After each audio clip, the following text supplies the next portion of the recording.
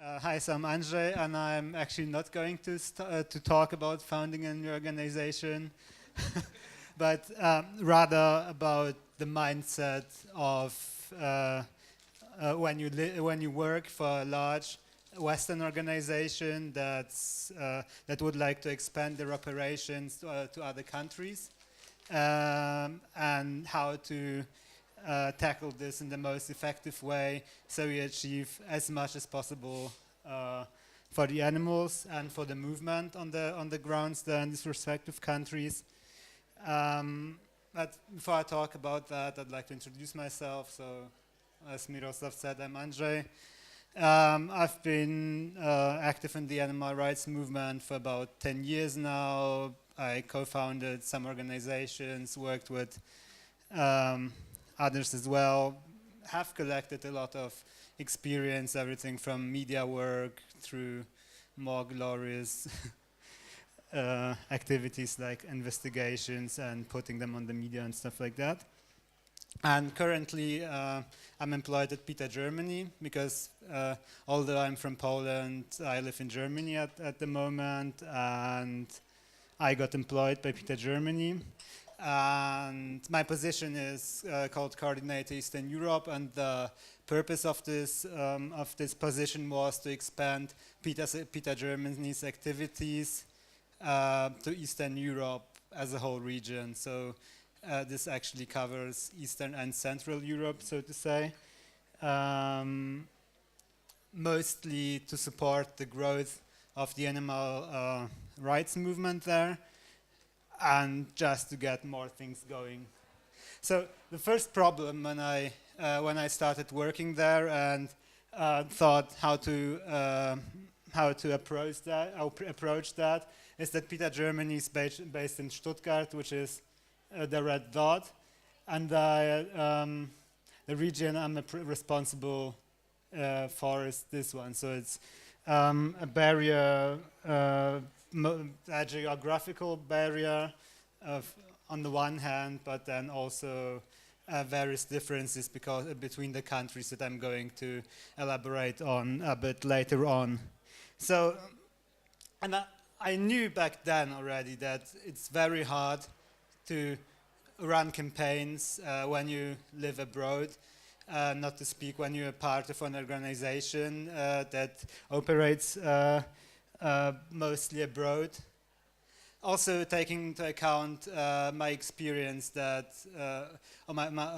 my conviction that it is best to go for institutional change, which is even harder to achieve when you're a foreign organization, and you actually need people on the ground to achieve lasting change.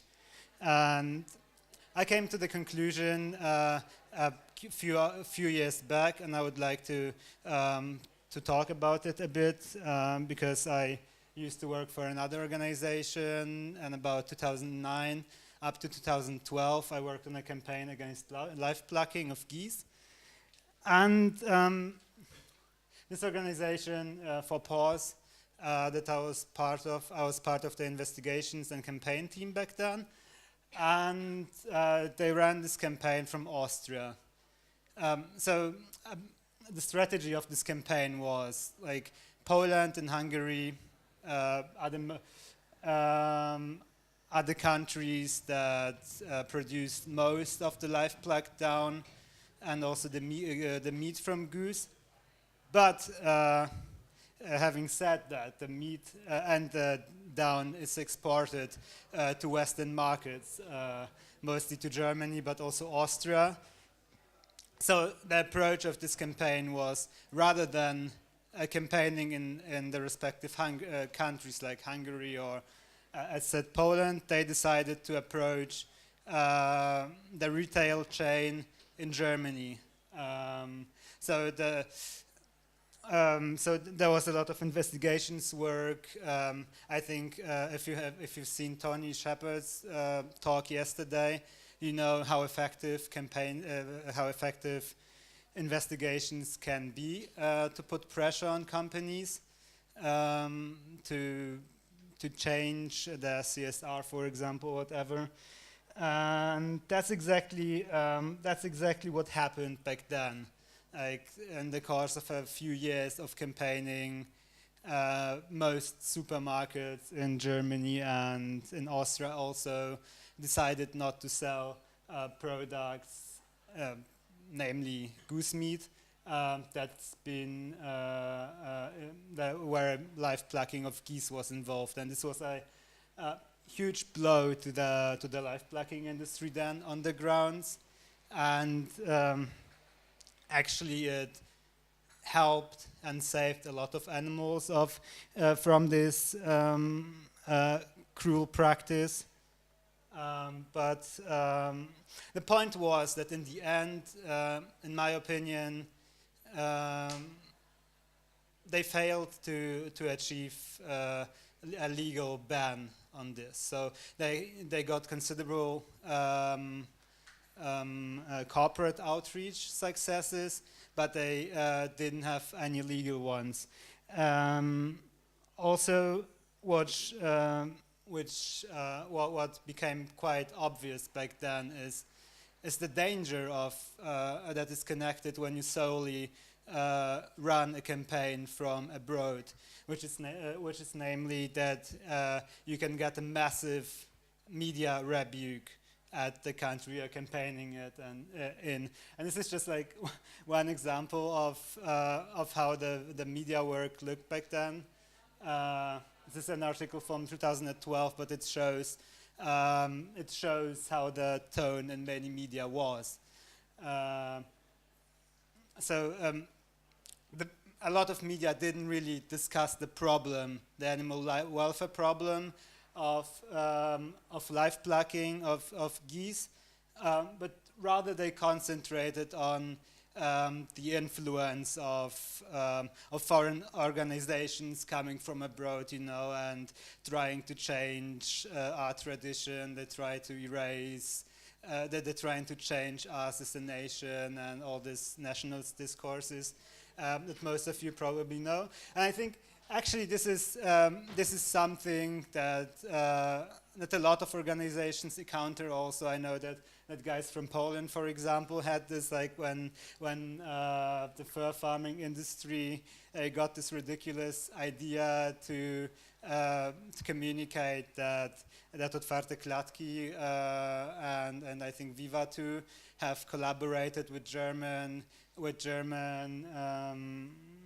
you call them, German processing plants for carcasses, and they try to take over the dead mink and to take over a whole industry, which is like, it's ridiculous, but of course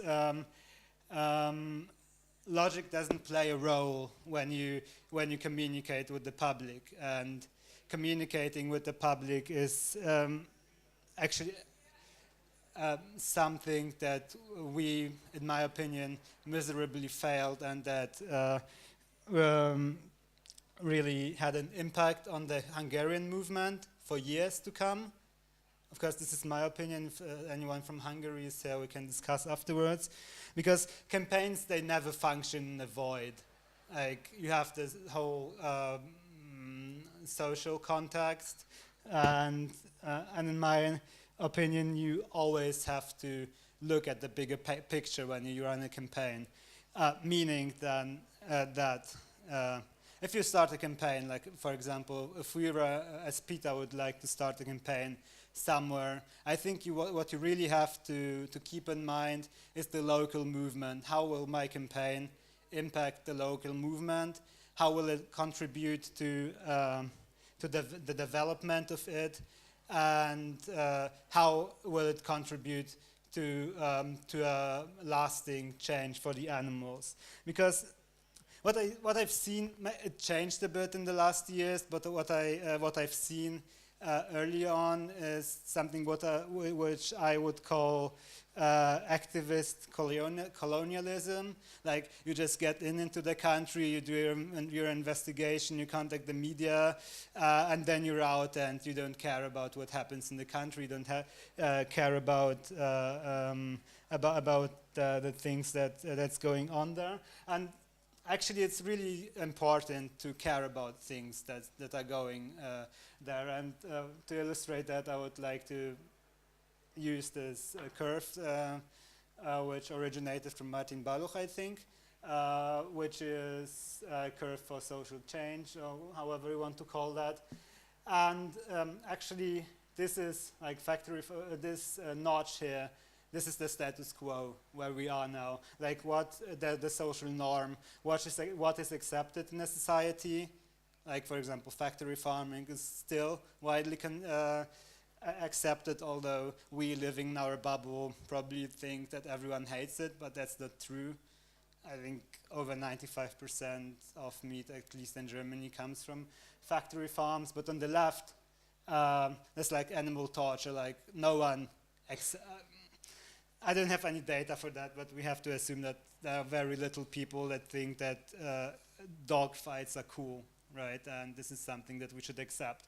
But on the other hand, you have like this here, this slope of change. And actually, what happened, in my opinion, during this For Pause campaign is that we had this little ball and we pushed it out of this notch here, and we pushed it a bit up here, making situation for the animals better. But after the campaign got less intensive. The little ball started going down the slope back to the status quo. And in this example, it's like, for example, the farmers finding new markets, finding ways to market their live black down or the goose meat or whatever they would like to sell. And what I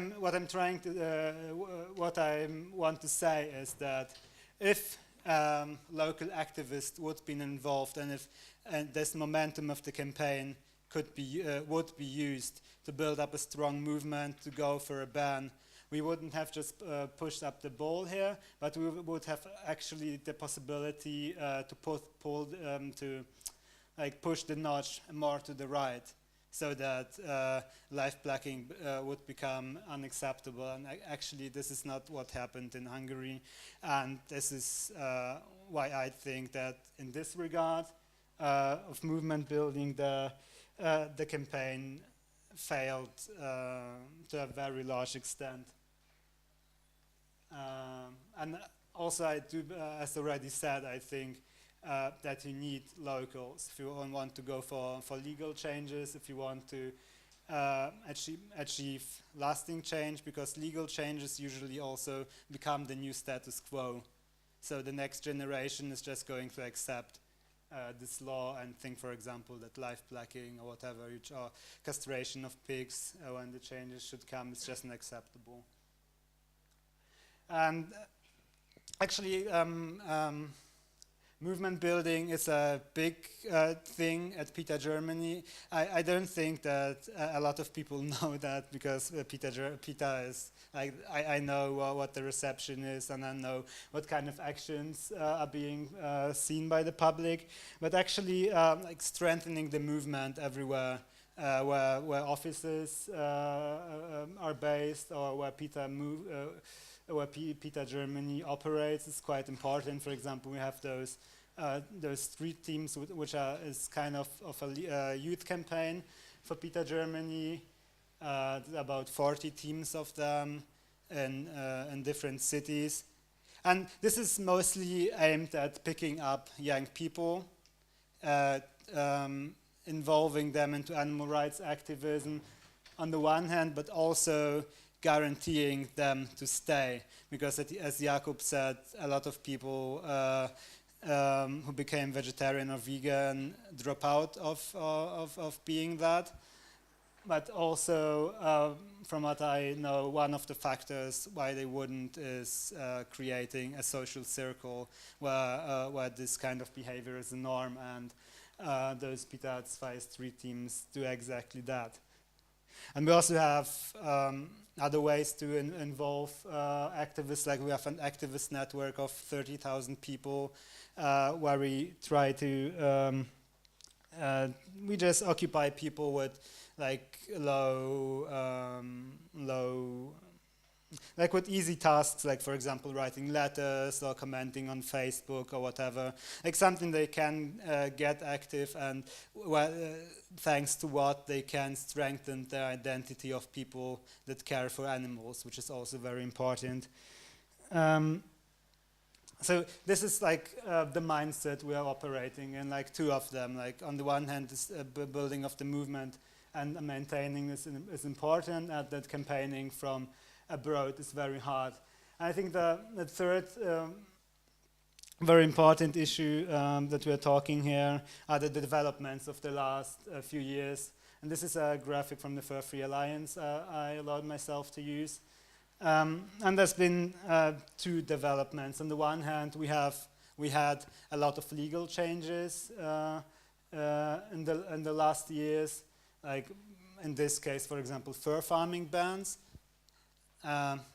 And we had a lot of new organizations, very effective organizations emerge, like for example in Poland, like Otwarte Klatki, and in Lithuania, Tushti Narvaj, Nachtamatut Lomat and Obraz, and all the other organizations. This is just a development of the last few years.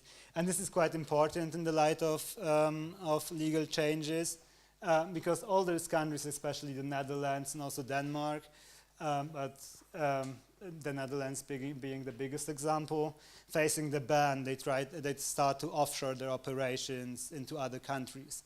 Like for example, a few years back, a lot of Dutch farms opened in Poland, and this was before the highly effective anti-fur campaign. And for them, it was like a country where they can go what they thought unhindered. They can expand their farms. They can build farms for hundreds of thousands of animals, and yeah, just use the country as the gold mine, because I have the impression that the mindset in most of those economically unprivileged countries is that, of course, we would like to attract new businesses, and it's always a very big argument for that.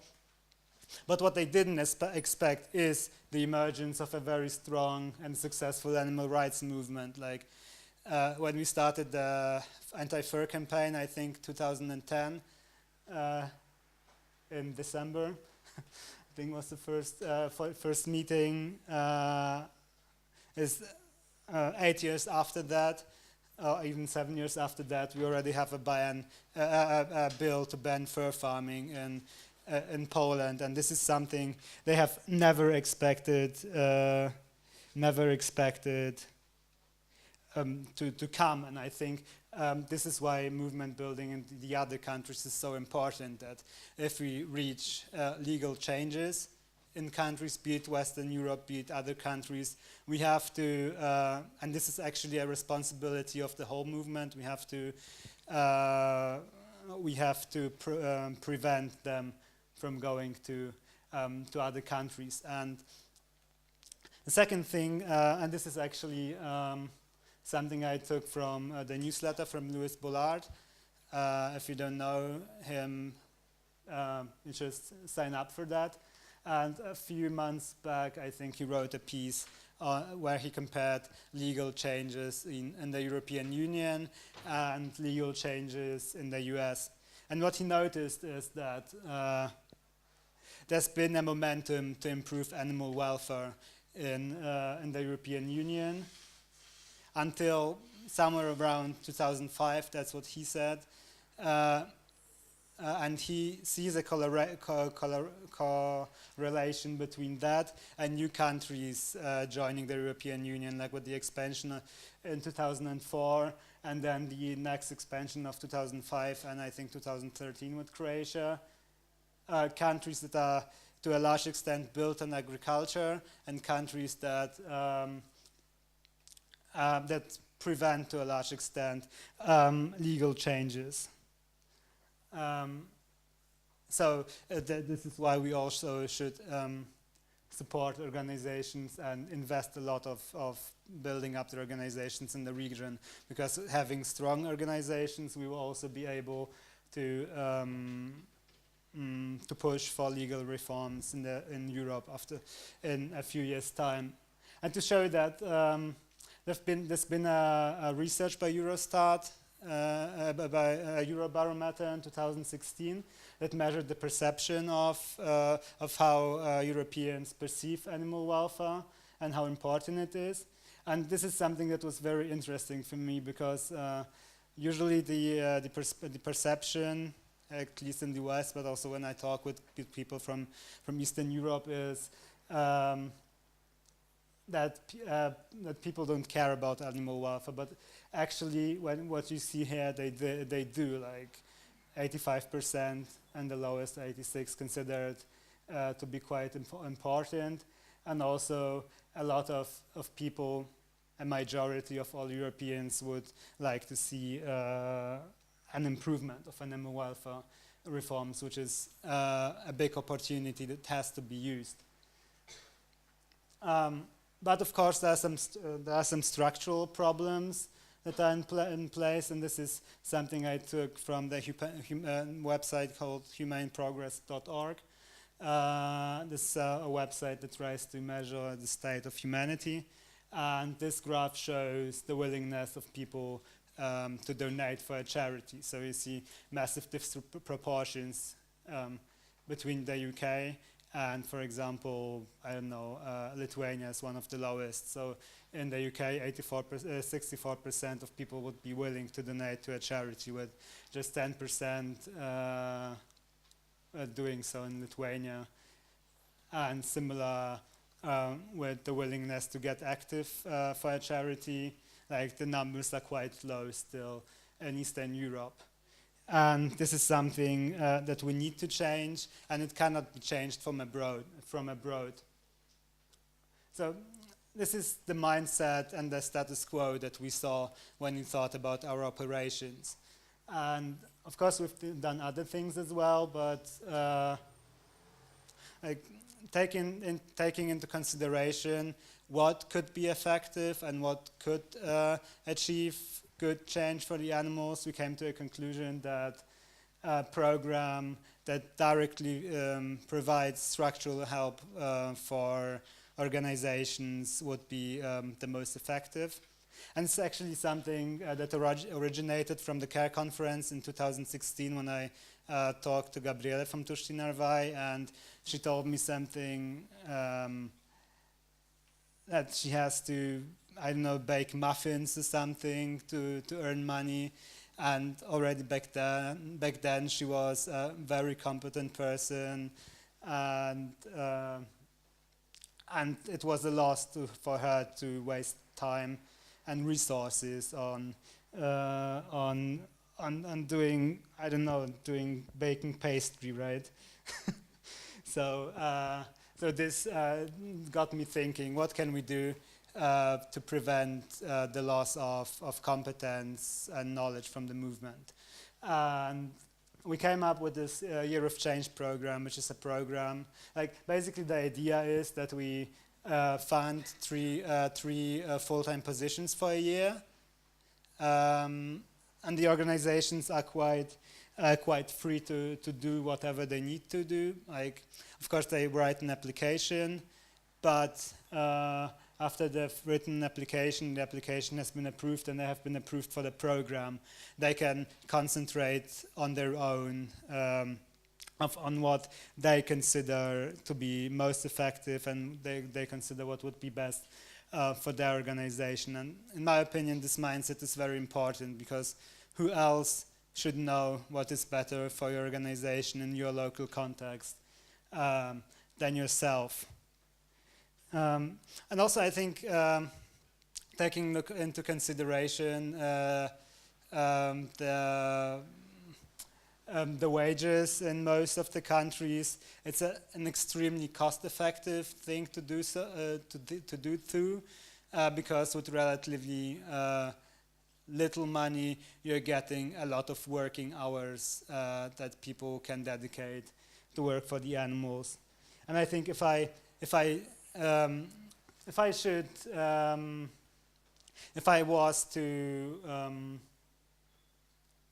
if I was asked by someone how much, if I have, like, for example, 20,000 euros, what can I invest it in?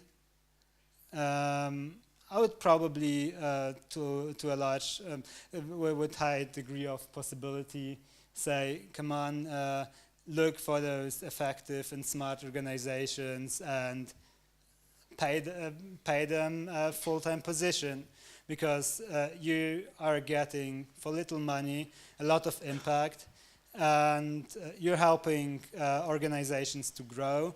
And actually you invest one time, but this investment, it lasts for years to come. It's like, I thought about an analogy today in the morning. It's like, I don't know whether you ever tried to grow a lawn in your garden. Maybe you didn't, but the thing is, it's when you saw the lawn on the soil, like, you have to take care a lot and invest a lot in the very beginning. Like, it's really hard for this lawn to start growing. So you have to invest a couple of weeks watering the lawn, like every day or a couple of times a day. And after some time, it just starts growing on its own. You don't have to take care so much for it anymore. But in the beginning, it's the crucial moment that the lawn gets your support. And I think it's the same with supporting organizations. So that's what we did. And also, what is really important to us is supporting interconnectedness of organizations. This is something which is already happening a lot. Like, you have this CARE conference, and you have, I don't know, the Open Wing Alliance, and also you have also, of course, the Anima International Open Cages Network, or whatever. Because I do think that the experience of Western organizations in terms of, for example, of concrete skills, like, for example, fundraising or whatever,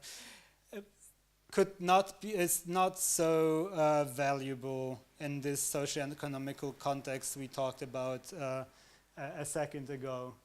So putting effort into connecting organizations it's quite important, so that they can share skills. This is also something very cost effective, because if you have already created, I don't know, a good campaign model, like Obraz, for example, or if you have a good social media or whatever, you don't have to reinvent the wheel, right? The things are already there. So putting effort into that is, it could have a quite considerable change. And actually, recently we started a Slack channel where we would like to unite everyone working in this region, and you're welcome to join. And this is a platform that is supposed to foster the exchange of knowledge and foster the exchange of skills.